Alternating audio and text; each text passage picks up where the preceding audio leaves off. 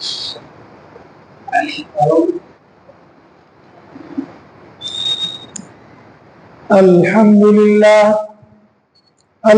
لله نحمده ونستعينه ونستغفره ونؤمن به ونتوكل عليه ونعوذ بالله من شرور أنفسنا ومن سيئات أعمالنا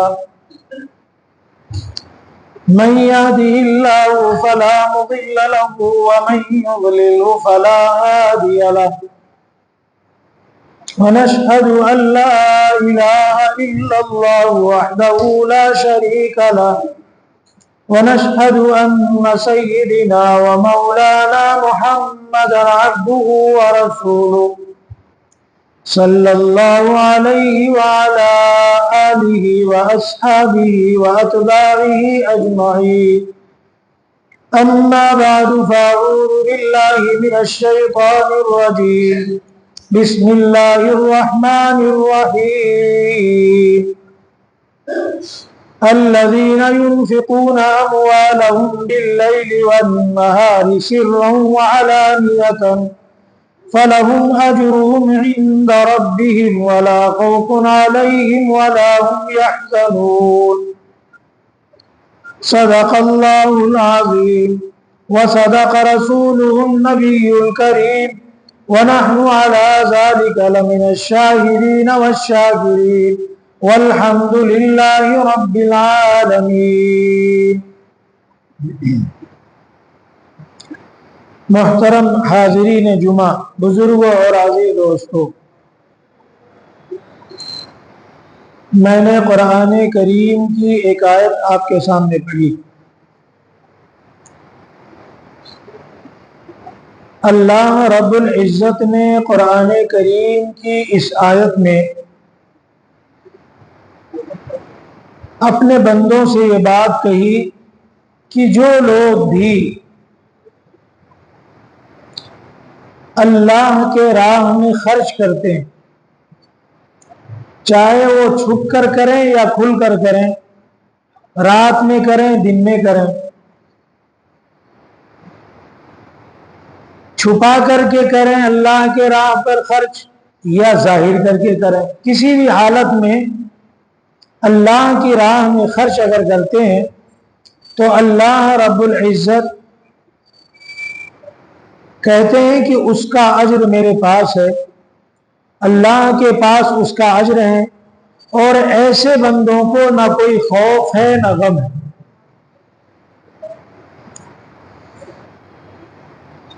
اس آیت میں اللہ تعالیٰ نے اللہ کے نام پر اللہ کی راہ میں خرچ کرنے والے کی فضیلت بتلائی ہے. جو بھی چیز اللہ کے نام پہ خرچ کر دی گئی، اللہ کہتے ہیں کہ اس کا اجر میرے پاس ہے، میں دوں گا تمہیں اس کا اجر.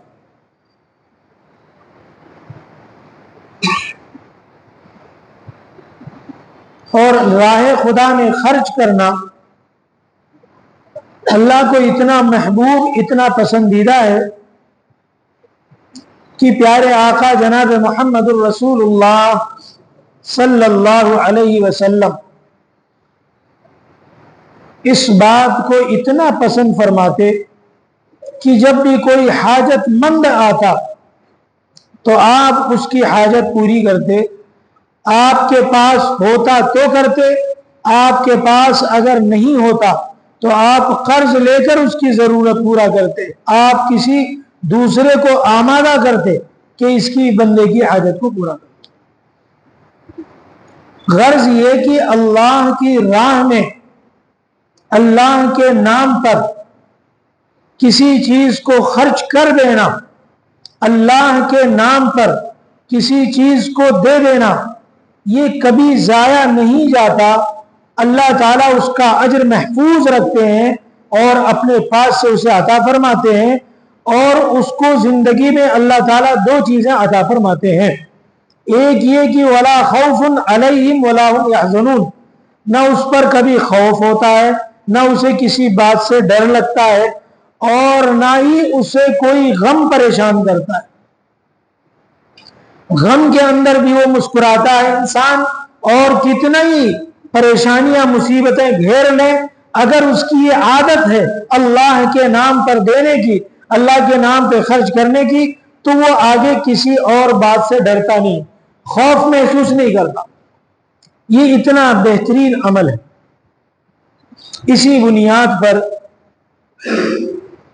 پیارے آقا جناب محمد الرسول اللہ صلی اللہ علیہ وسلم جب آپ ہجرت کر کے مدینہ پہنچے تو مدینے کے اندر آپ نے سب سے پہلا جو کام کیا وہ مسجد نبوی کی جو تعمیر کروائی۔ یہ مسجد نبوی کی جو جگہ تھی یہ 2 یتیم بچوں کی جگہ تھی، جو یتیم تھے، ایک کا نام سہل تھا، دوسرے کا نام سہیل تھا۔ ان دونوں یتیم بچوں کی زمین تھی۔ پیارے آقا جناب محمد الرسول اللہ صلی اللہ علیہ وسلم نے اس زمین کو خریدا اور خرید کر اس پر مسجد نبوی کی تعمیر فرمائی اور اس کو اللہ کے نام پر وقف کر دیا۔ تو راہ خدا میں وقف کرنا یہ سکھلایا پیارے آقا جناب محمد الرسول اللہ صلی اللہ علیہ وسلم۔ مسجد نبوی اس کو اللہ کی راہ میں وقف کر دیا، اس زمین کو خرید کر مسجد نبوی کی تعمیر فرمائی اور اس کو اللہ کے نام پہ دے دیا۔ آپ صلی اللہ علیہ وسلم کی اسی پیاری عادت پر صحابہ کرام اپنی زندگی بھر عمل کرتے رہے۔ حضرت عثمان غنی رضی اللہ تعالی عنہ مدینہ آئے، پانی پینے والا میسر نہیں تھا، میٹھے پانی کا ایک کنواں تھا، وہ بھی کنواں ایک یہودی کا تھا جس کو بیر روما کہتے ہیں۔ اس کنویں کو حضرت عثمان غنی رضی اللہ تعالیٰ عنہ نے یہودی سے خریدا اور عام مسلمانوں کے لیے اسے وقف کر دیا۔ حضرت جابر رضی اللہ تعالیٰ عنہ انہوں نے ایک باغ خریدا اور اس باغ میں کھجوریں تھیں اور بھی پھلدار درخت تھے، اس پورے باغ کو اللہ کے نام پہ وقف کر دیا۔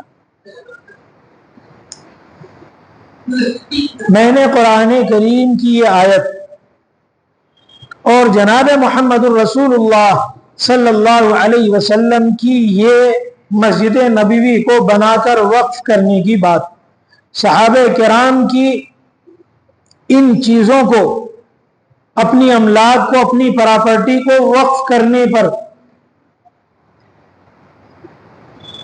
جو عمل سکھلایا وہ پہلی ذات ہے پیارے آقا جناب محمد الرسول اللہ صلی اللہ علیہ وسلم۔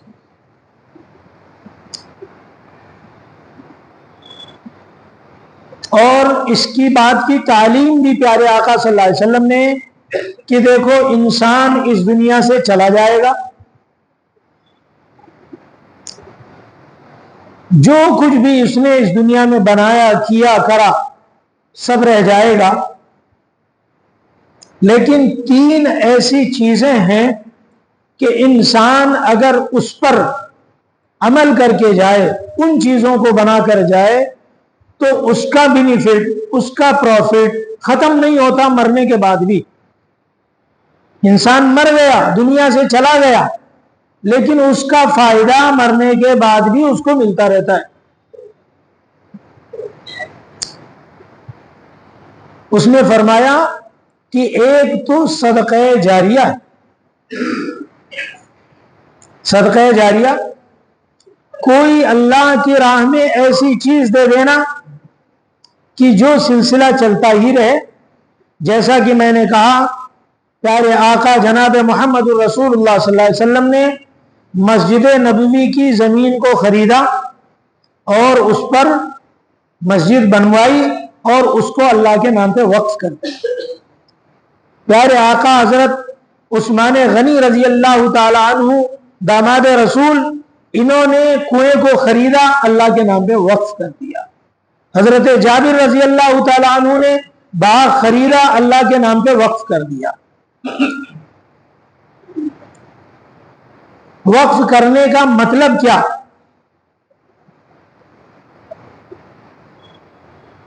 تو پیارے آقا صلی اللہ علیہ وسلم نے اس کو سمجھایا کہ دیکھو صدقہ جاریہ یعنی کوئی ایسی چیز کہ جس سے فائدہ مخلوق بعد میں اٹھاتی رہے.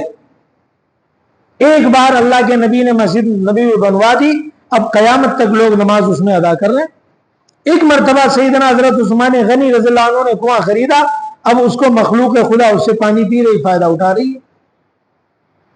تو یہ جو جس سے مخلوق فائدہ اٹھائے، مخلوق کی نفع رسانی کے لیے، آرام پہنچانے کے لیے، مخلوق کو راحت دینے کے لیے کوئی بھی چیز خرید کر اگر اللہ کے نام پہ اس کو دے دیا جائے تو اس کو وقف کہا جاتا ہے. اور اس کا فائدہ وقف کرنے کا انسان کو اس کے مرنے کے بعد بھی ملتا رہتا ہے. قبر میں اس کا فائدہ اس کو ملتا ہے، یہاں تک کہ جب تک کہ وہ بندہ جنت میں نہ چلا جائے اس وقت تک اس کا ثواب اس کے حصے میں ملتا ہی رہتا ہے. اس میں سے فرمایا کہ ایک صدقہ جاریہ یعنی کوئی ایسا کام کہ جس سے مخلوق فائدہ اٹھاتی رہے، اور فرمایا یا ایک ایسا علم کہ جس سے بعد کے لوگ بھی نفع اٹھاتے رہے.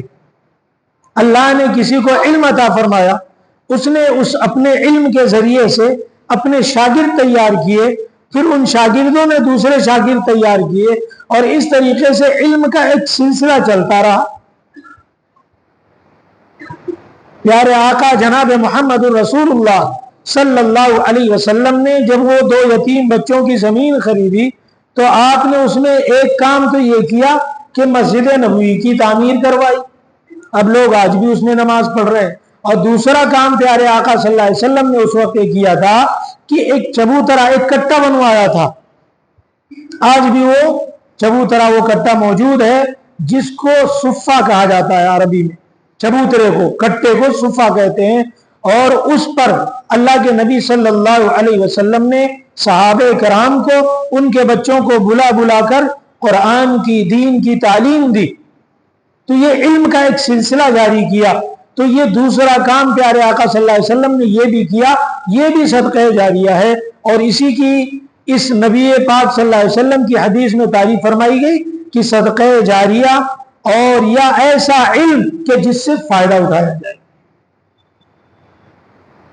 اور مخلوق جب تک وہ علم سے فائدہ اٹھاتی رہے صدقہ جاریہ.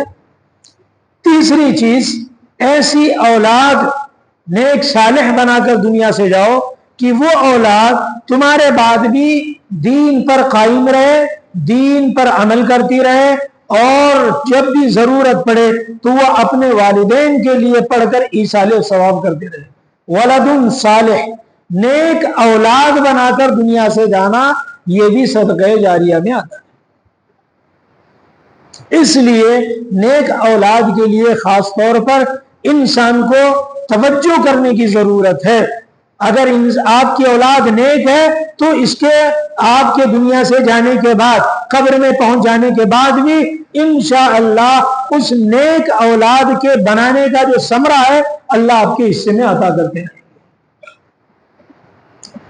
اب یہ باتیں اگر آپ نے سمجھ لی ہیں تو میں آپ کو یہ سمجھانا چاہتا ہوں کہ اللہ کے نام پہ وقف کرنا، چونکہ ابھی وقف بورڈ کا پیپر میں آپ مسئلہ روز پڑھ رہے ہیں، ہمارے ملک میں بہت گرما گرمی ہے وقف ایکٹ کے بارے میں.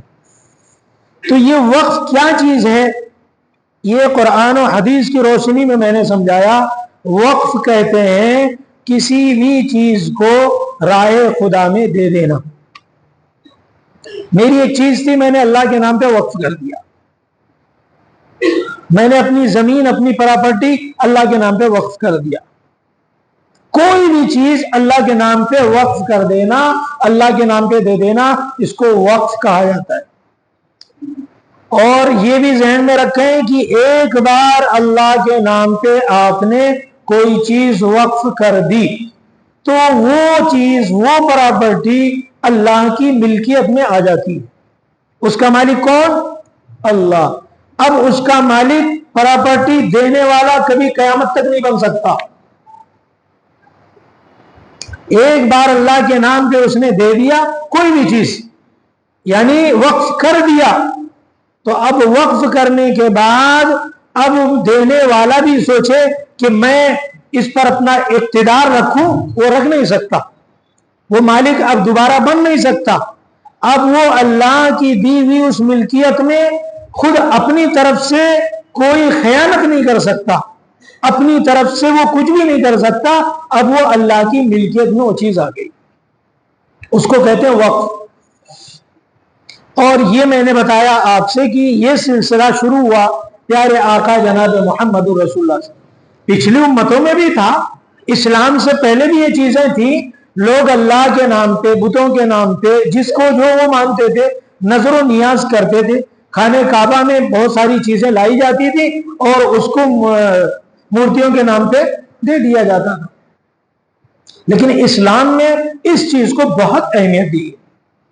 اسی بنیاد پر پوری دنیا میں جہاں جہاں بھی مسلمانوں کی آبادی ہے وہاں پہ آپ کو وقف کی پراپرٹی، وقف کی ملکیت مل جائے گی.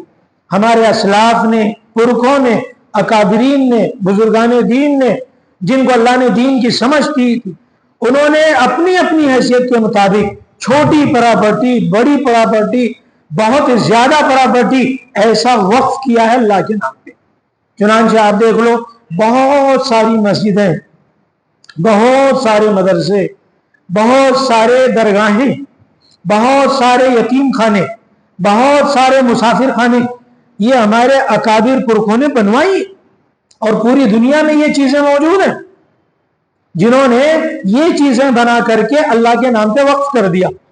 بس جو بھی مسلمانوں کی جو بھی تعداد ہے وہ آئے اور اس سے فائدہ اٹھاتی ہے.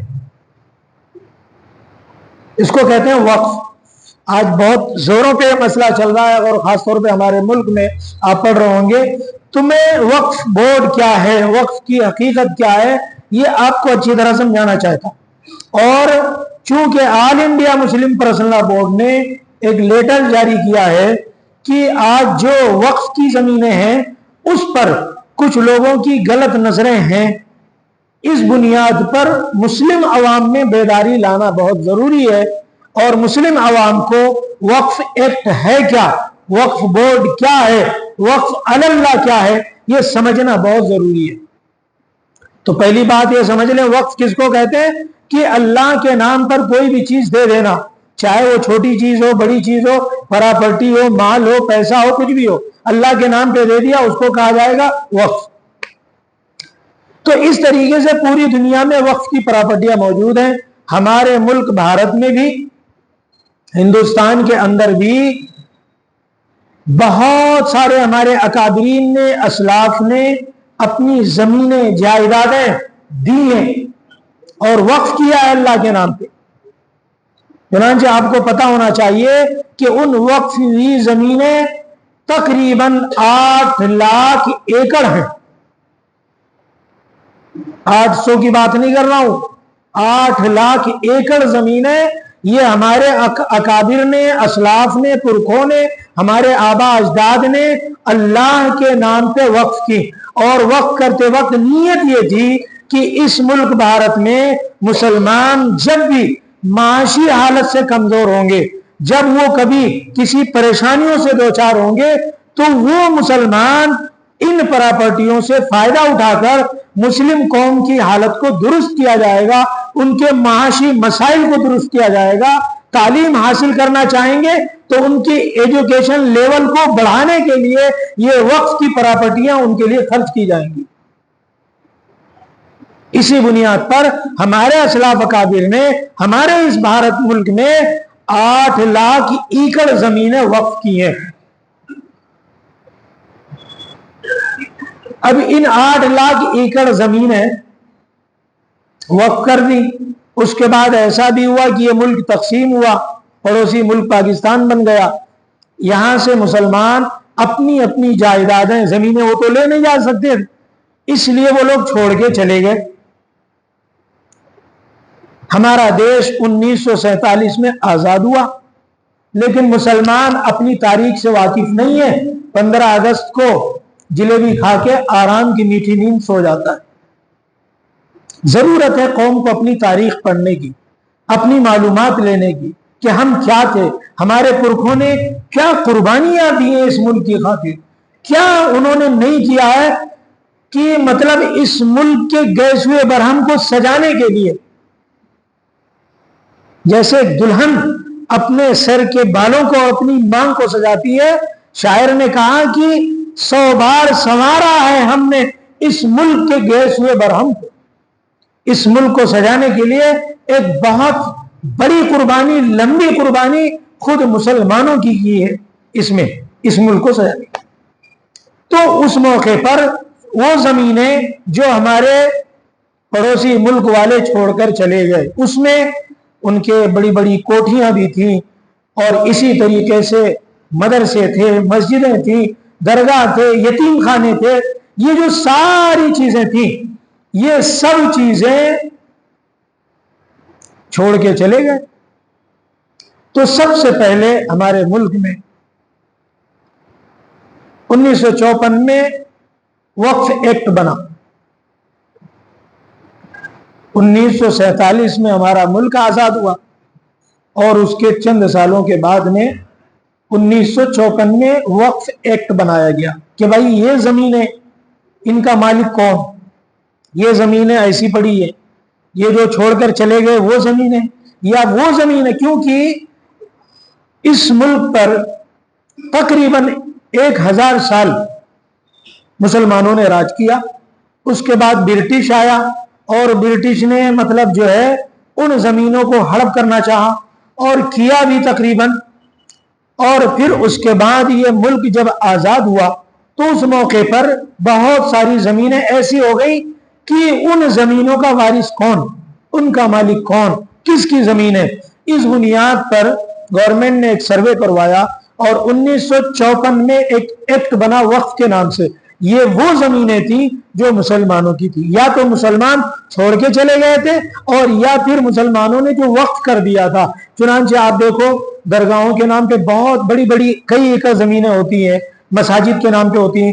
پہلے لوگ جب برٹش گیا تو اس موقع پر چھوٹی چھوٹی ریاستیں بھی تھی، اور وہ ریاستوں میں ایسی چیزیں تھیں کہ اس ریاست کے تحت میں رعایا کوئی بھی ہو، چاہے وہ ہندو ہو مسلم ہو، وہ راجا دونوں کے لیے سوچا کرتا تھا۔ چنانچہ اتہاس میں یہ بات ملتی ہے، ایسے کتنے مسلم راجا ہیں کہ جنہوں نے ہندوؤں کے لیے مندریں بنوائیں، مندروں کو بنانے کے لیے پیسے عطا کیے، مندروں کو درست کروانے کے لیے پیسے عطا کیے، اور ایسے کتنے ہندو راجا ہیں کہ جنہوں نے مسجدیں بنوائیں، اور مسجدوں کو بنوا کر مسجدوں کے خرچے کے لیے، مسجدوں کا مینٹن پورا کرنے کے لیے، اس کے لیے انہوں نے بہت ساری زمینیں وقف کی تاکہ مسجد کا سلسلہ چلتا رہے، مدرسوں اور یتیم خانوں کا سلسلہ چلتا رہے۔ اس طریقے سے ہر ایک راجا نے اپنے اپنے اعتبار سے اپنے پرجاؤں کے لیے چیزیں کی تھی۔ اس کے بعد یہ دیش آزاد ہوا، اور پھر یہ صورتحال بنی کہ یہاں بھی جو زمینیں وقف کے نام سے رہ گئی، ان زمینوں کا کیا۔ تو یہ 1954 میں ایکٹ بنا، اس ایکٹ میں یہ بات طے کی گئی کہ اب ان زمینوں کو صرف ایکوائر کر کے رکھا جائے، اور جب قوم کو ضرورت پڑے گی، مسلم قوم کو، تو اس کے لیے اسے استعمال کیا جائے گا۔ اور پھر یہ ایکٹ بنا کر رکھ دیا گیا۔ یہ زمانہ گزرتا رہا، پھر اس کے بعد 1984 میں نیا وقف کا ایکٹ لایا گیا، اس میں ترمیم تھوڑا سا کیا گیا، لیکن وہ ایسے ایکٹ تھے جو جس سے یہ جائیدادیں مسلمانوں کی محفوظ نہیں تھی، کوئی بھی قبضہ کرتا اس کو قبضے میں لے لیتا۔ اسی طریقے سے 1995 میں ایک وقف نیا ایکٹ بنایا گیا، اس میں بھی جو مسلمانوں کی طرف سے مطالبات تھے حکومت کو، وہ پورے نہیں ہو رہے تھے کہ بھائی یہ یا تو ہمیں دے دیا جائے یا آپ اس کو رکھیں لیکن ہمارے لیے خرچ کریں، قانون ایسا مضبوط ہو کہ وہ چیزیں مسلمانوں کے لیے خرچ کی جائیں۔ تو اس طریقے سے یہ وقف بنتا گیا، ایکٹ بنتا گیا، سلسلہ چلتا رہا، آخر نوبت آئی 2013 کی۔ 2013 میں جب آل انڈیا مسلم پرسنل لا بورڈ کے جنرل سیکریٹری تھے مولانا محمد ولی رحمانی، انہوں نے بہت کوشش کی کہ ان وقف جائیدادوں کا کچھ تو کیا جائے، یہ تو لاوارث چیزیں پڑی ہوئی ہیں، اور کبھی بھی ان پر اویت قبضہ ہو جائے گا، اور مسلمانوں کی اتنا بڑا مال و متاع اور مسلمانوں کو جو ان کے پرکھوں نے اللہ کے نام پہ وقف کیا ہوا ہے، یہ چیزیں ضائع ہو جائیں گی، کیونکہ مسلمان غافل ہے، جیسے اس دن غافل تھے آج بھی غافل ہیں۔ اس بنیاد پر ایک مضبوط ایکٹ بنایا 2013 میں، اور وہ ایکٹ اتنا مضبوط بنا الحمدللہ کہ 100% تو نہ صحیح لیکن 80% وہ ایکٹ میں یہ چیز آ گئی کہ نہیں، ان چیزوں کو صرف مسلم قوم کے لیے ہی خرچ کیا جائے گا۔ اب یہ ایکٹ بننے کی وجہ سے موجودہ حکومت پریشان ہے۔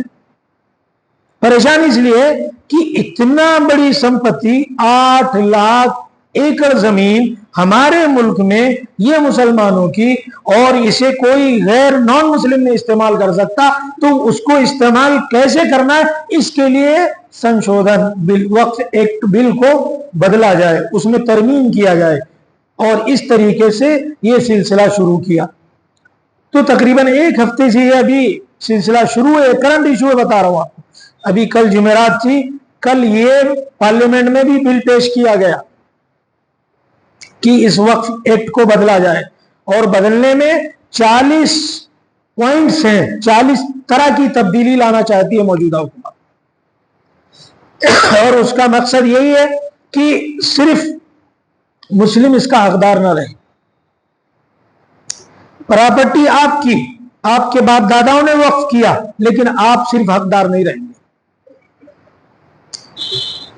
اس بنیاد پر اس وقت کو بدل، لیکن الحمدللہ بہت خوشی کے ساتھ یہ بات بتانا چاہتا ہوں کہ بہت زمانے کے بعد اپنے ملک میں خوشی کی خبر لے لی کہ جتنے اپوزیشن پارٹیاں تھیں سب نے مل کر، کانگریس ہو، سماجوادی ہو، اور جتنے بھی ہیں، ہمارے اسد الدین اویسی صاحب ہیں، اور جتنے بھی، کھل کر اس وقت اس ایکٹ کی مخالفت کیا انہوں نے، ترمیم کرنے والے بل کی، اور الحمدللہ سب کی کوششوں سے وہ بل ابھی فی الحال روک دیا گیا۔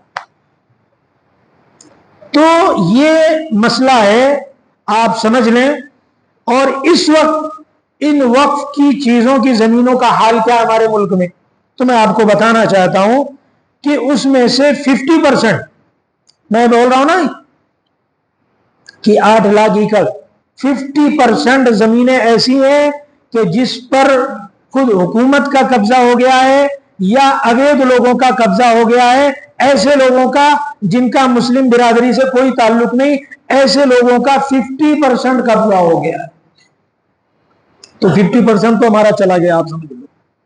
اب یہ چاہتے ہیں ہم موجودہ حکومت سے کہ کچھ ایسا ہمارے اس وقف کے بارے میں قانون لائے کہ چلو ٹھیک ہے، جنہوں نے قبضہ کر لیا ہے، میں آپ کو بتاؤں گا تو آپ حیران ہوں گے، آج بڑی بڑی کمپنیاں اس میں بنی ہوئی ہیں، یہ مسلمانوں کی وقف کی املاک میں۔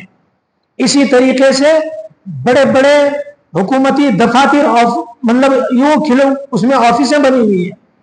اب ان کا ان چیزوں کو واپس لینا تو بہت مشکل کام، لیکن کم از کم مسلم قوم جو آج ہمارے ملک کی سب سے بدترین حالت میں گزر رہی ہے، اس قوم پر رحم کھا کر، ترس کھا کر، کم سے کم موجودہ حکومت اس کا کچھ کرایہ تو وقف بورڈ میں ادا کر دے، تاکہ وقف بورڈ سے جو آنے والی آمدنی ہے اس سے مسلمانوں کے معاشی حالات کو دور کیا جا سکے۔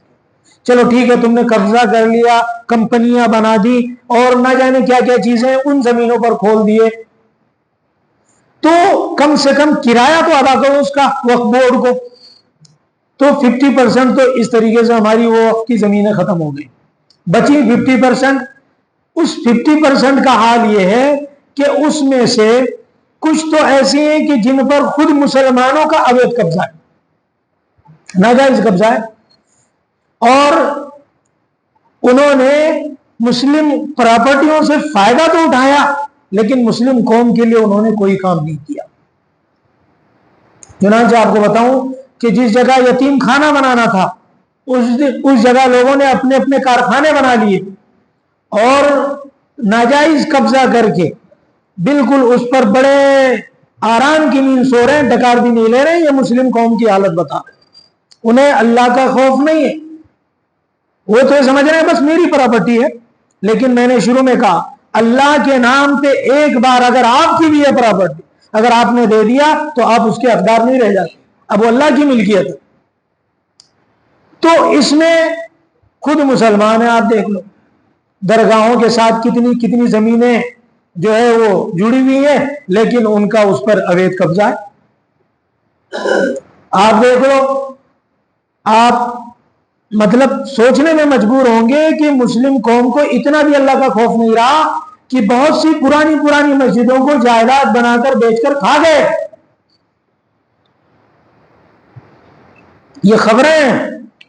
اس طریقے سے مسلم قوم کا حال ہے۔ یہ اللہ کی طرف سے جو کوڑا برستا ہے وہ ایسے نہیں برستا، اللہ کی طرف سے جو لعنت آتی ہے وہ یوں نہیں آتی، یہ ہمارے اعمال ہیں۔ اعمال ہی ہمارے حالات بنا بھی سکتے ہیں، بگاڑ بھی سکتے ہیں۔ پیارے آقا جناب محمد رسول اللہ صلی اللہ علیہ وسلم کا فرمان ہے، اعمالکم امالکم۔ ہم کیا سوچتے ہیں یہ حکمران نہیں دوسرا آئے گا تو ہماری حالت اچھی ہو جائے گی؟ نہیں، پیارے آقا کا فرمان ہے تمہارے اعمال ہی تمہارے حکمراں ہیں۔ تمہارے اعمال ٹھیک ہوں گے حکمراں ٹھیک ہو جائیں گے، تمہارے اعمال خراب ہوں گے حکمراں ظالم سے ظالم آتے رہیں گے۔ اب یہ بتاؤ کہ کسی بھی وقت پراپرٹی کو خرید مطلب بیچنا یا قبضہ کر لینا، یا میں آپ کے سامنے بھی بتا دینا چاہتا ہوں کہ آپ دیکھ لو بہت سے لوگ وقف اللہ کی پراپرٹی میں کرائے سے ہیں، کرایہ دار ہیں۔ کرایہ کتنا ادا کر رہے ہیں؟ 100 روپیہ 150 روپیہ، آج بھی 20-25 تھا، 100-150 ادا کر رہے ہیں۔ اور انہوں نے دوسروں کو کرایہ پہ دے رکھا ہے، اس کا کرایہ 20,000 25,000 30,000 کھا رہے ہیں، اور انہیں بڑی آرام کی نیند آ رہی ہے۔ ایسا لگ رہا ہے کہ جیسے کہ مطلب وہ پھولوں کی سیج پہ سوتے ہیں، ذرہ بھی اللہ کا خوف نہیں ہے۔ پراپرٹی کس کی؟ اللہ کی، کھا رہا ہے کون؟ تو یہ امت مسلمہ کا حال بتا رہا ہوں۔ کوئی وقف کر کے چلا گیا اور مطلب جو ہے اب اس پہ روٹی سیک رہے ہیں، جس کا قبضہ ہے جو کر رہے ہیں۔ اللہ سے خوف کھانا چاہیے، ڈرنا چاہیے۔ 1 روپیہ بھی وقف اللہ کا اگر تمہاری جیب میں آ گیا تمہارے پورے مال کو تباہ و برباد کرے گا۔